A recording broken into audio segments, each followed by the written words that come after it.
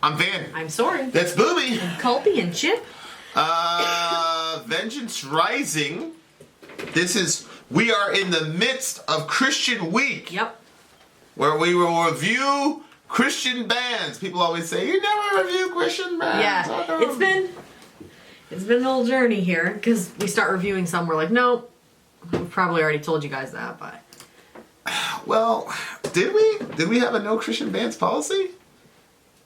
No, when we started recording some of these songs for Christian Week, there's been some songs that we put on, we're like, nope. Oh, yeah. So yeah, we couldn't do them. So we rallied the villagers to give us some suggestions. Yeah, because good Lord.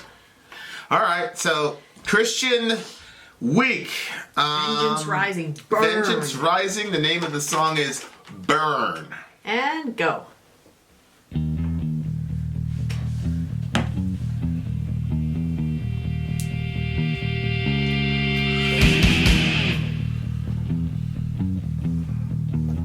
Okay.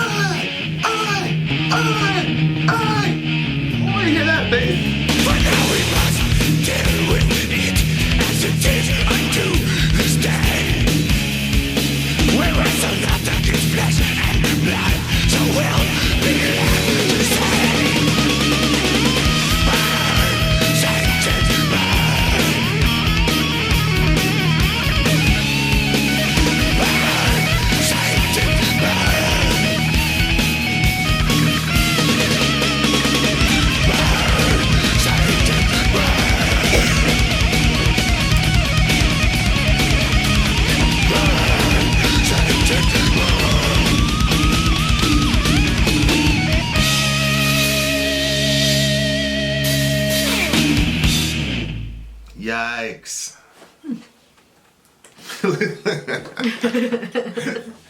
Jesus is this big white guy. How are you? Hadouken! Yo! Yo! That one was better. Yo! Sonically? Yep. That was just sonically. straight up like heavy little bass guy at the end. Go ahead, brother minister. Well, Yeah, I really like this song. What year was lyrically, this? it was What a year little did this thin come out? for me, but I don't really know. it was just very repetitive, Yeah. and it sounded like something like that me and my friends would have made up. Had a little corny. You know what I mean? You thought it was corny lyrically? Yeah. I didn't really think that. I didn't think the delivery was that corny though. No, not delivery, but the lyrics. Damn, what year did this song come out? Help me out. When they did the burn Satan burn part, that was good. I saw that line coming up. I was like, how are they gonna do this? But then I was like, oh, okay. The instruments, they did really good on those instruments. Yeah. And I was thinking, like, these guys, if these were my kids, I'd be so proud of them. these guys are legit metalheads. Like they're not playing games. They're like the real deal. I wonder like, if their parents were proud of them, or if they were like, why are you playing that devil music? I don't know. I feel like a lot of Christian media in general just gets a pass. So like Christians are allowed to make bad movies, bad media, stupid dialogue, but the Christian community gives it a pass because it's all there is. So there's not a lot of. I mean, it's different now, but I just feel like there is a lot of, people getting passes just because it's Christian stuff, and it's probably one of the things that turned me off to Christian anything. Yeah. Because it just doesn't seem that there's a commitment to making excellent stuff. Yeah. So, same thing with Christian rap. Like early Christian rap was corny as hell, but my mom would try to, hey, because I was so like into hip hop and everything, and she tried to. I'm like, yo, mom, this is corny. Yeah. There's a lot of. I didn't know she tried to get you into There's a lot of things that. Well, my brother was into it, my older brother, because he was, he started really getting serious with Christianity in his 20s, Yeah. But I was listening to Biggie and Mace and like I was rapping all day. I'd just walk around my house, and come up with stuff and whatever. And my mom was trying to get me into Christian rap, and I just wasn't feeling it because I couldn't relate to it at all. It's like I'm about to get on this 5 train, 149 Grand Concourse, like. I need to know about. I want to hear about some gangster shit. I'm not trying to hear. I'm not trying to hear no. If you want to be with God, then you've got to put down that gun. Because if you end up in hell, it will not be fun. Yeah, I know, like. I was like, Mom, so I came up without, music, and then it hit a certain age where we could listen to, like, Christian music, but it was pretty limited. And then we hit another phase where my parents, as long as it was Christian, you could listen to it. But it had to be, it couldn't be like they call themselves Christian, but their music is not lyrically anything about God. So, like Toby Mac, I think, came out with some rap. And there was like this other guy called K something. Toby Mac? It's just a Christian artist. I'm pretty sure it was Toby Mac that came out with some rap stuff. And there was another one that had like a K in his title. Anyway, like, I remember like, it was weird because like if I would listen to it like compared to the other type of music that we were used to listening to, they're like real like what you would listen to at church. Yeah. If I compared that stuff to it, it was like better than that. But when I would be driving around in my car and I'd have my windows down because I always like my windows down, and then like somebody would come up beside me and I was like rocking those Christian rap tunes, I would get so embarrassed. I'm like, this stuff must be pretty terrible because I'm like rolling my windows up so nobody hears me listening to it. Yeah, but this song wasn't corny though. Like I could rock to this song, and I like this dude knows his Bible really well, because there's stuff in here that you probably don't even realize. Like for example, when he says, "For all our friends that you've got a hold." And made themselves slaves they don't know. For them I will not sin in ceasing to pray. That line right there. I didn't even see that line. That line is from 1 Samuel. Where Samuel, they asked for a king and everything. And Samuel's like, yo, you don't need a king, yada, yada, yada. And they said, screw you, we want a king. Mm-hmm. And then Samuel goes, okay. And God says, rejecting you, they're rejecting me by saying they want a king. It was like this horrible thing that they wanted a king. And then Samuel goes, I will not sin against the Lord in ceasing to pray for you. So that's a very obscure, that's a very obscure line. It's an important line, but I guarantee you 9 out of 10 Christians are going to miss this one. Oh, yeah. And the only reason I know about it is because we're going through 1 Samuel in detail. So, so that was good. You know, I really like this because he's saying, burn, Satan, burn. A lot of unbelievers think that we think that the devil, like, rules hell. Oh.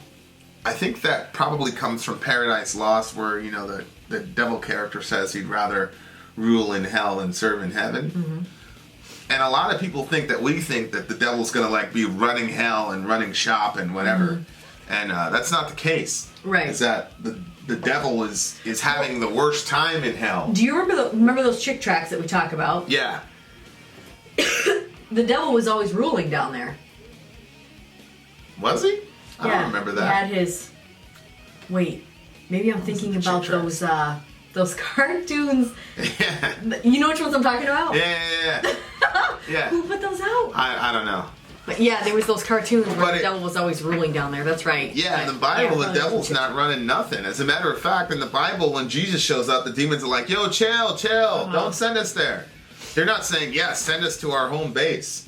Like that from in biblical theology. Yeah, I thought even in those things that it was like, yes, when the people would show up to hell. Like, I don't think that the devil's reacting like that. He's in his own punishment. They would be, they're happy. In the chick tracts, they're happy that people are going to hell because they're going to hell too, and they want to drag as many people down with them. But they're not running hell. They're not, like, running the shop.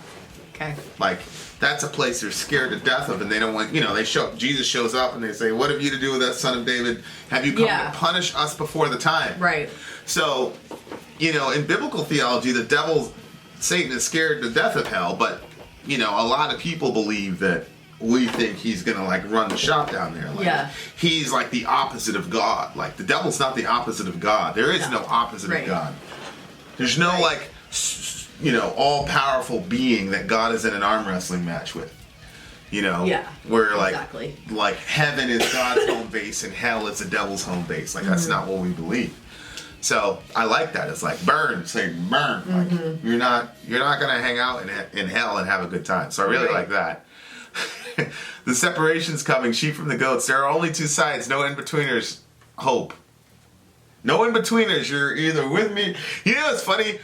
The big homie, Peter, shout out to the big homie. Yeah. Like, he got really mad at me one time. Right. Well, I said that. There's only two sides. There's only two teams. And he's like, it's like, bro, that's what Jesus said that, not me. Yeah. But he still loves me.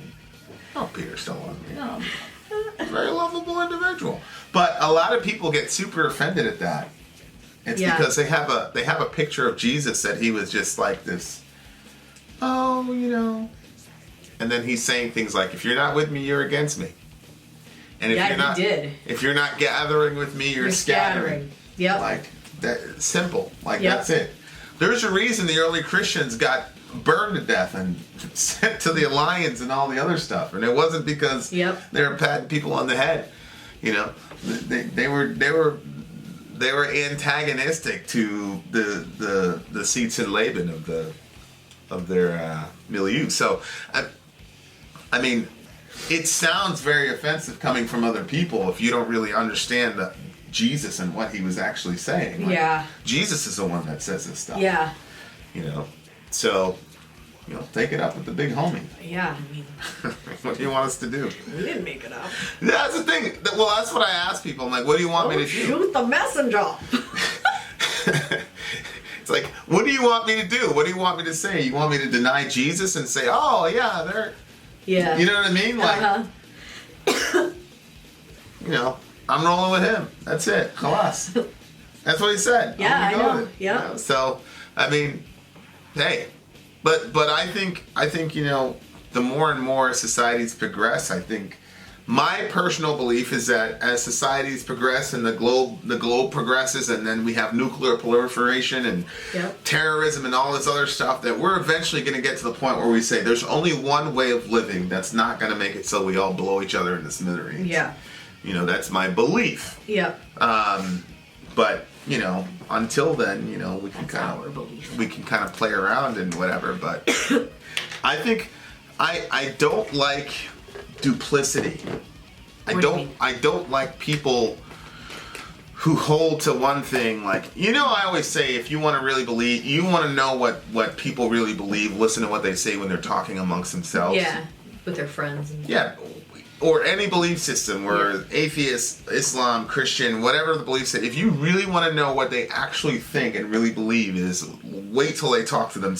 Listen to them when they're talking to themselves. Because then you'll see, so it's like, there's a lot of like, well, but then when they're around other Christians, it's like, oh yeah, Jesus is the only way. Well, why aren't you saying that in public, family? Right. You soft. You want people to like you. So you're not. People don't want people mad at them. Yeah. But the thing is, I think everybody that knows this is where they're at, this is who they are, and you take it or you accept it. But it's like, everybody's like, accept me for who I am, blah, blah, blah. But then when it comes to this stuff, all of a sudden people don't want to accept you for who you are. So, but it's cool because we're in a community that people like, well, I mean, he's rocking with Jesus. She's rocking with Jesus. What do you want him to do? You know what I mean? So I really, really love that. I thought that wasn't corny at all. I thought that was like in your face, very risky to say. I don't know what date this record came out, but it probably came out in the 80s. So I'm assuming that was pretty risky to say, especially in the metal community. Say something like that. I wonder how popular these people got. I don't know, but I'm assuming that was a pretty, I think like saying "burn Satan, burn" wouldn't necessarily be a risky thing to say. In the metal community in the 80s. I don't know, but I'm assuming it's not. That's what I would guess too. But the other stuff, the with me or against me stuff, and there's only two sides and all that, like, I could definitely see that being a problem for a lot of people. 1988, there it is. I could definitely see that being a problem, but, it is what it is, family. Much love, though. What do you give the song? 7? This is a 8.8 for me. Whoa. We must deal with it as it is unto this day. We wrestle not against flesh and blood, so we'll be glad to say. What did I give it? 8.8, I think you just said. Yeah, I'll probably give it a solid 8. It's a good song. Lyrically, I thought they could have been a little bit more creative. Yeah. But I don't think, we'll be glad to say burn, Satan, burn. It wasn't like super level corny, but it wasn't, Just the rhyme scheme was. Yeah. All right. So it's an 8 for me, 7 for you. Vin out. Sori out. Gone.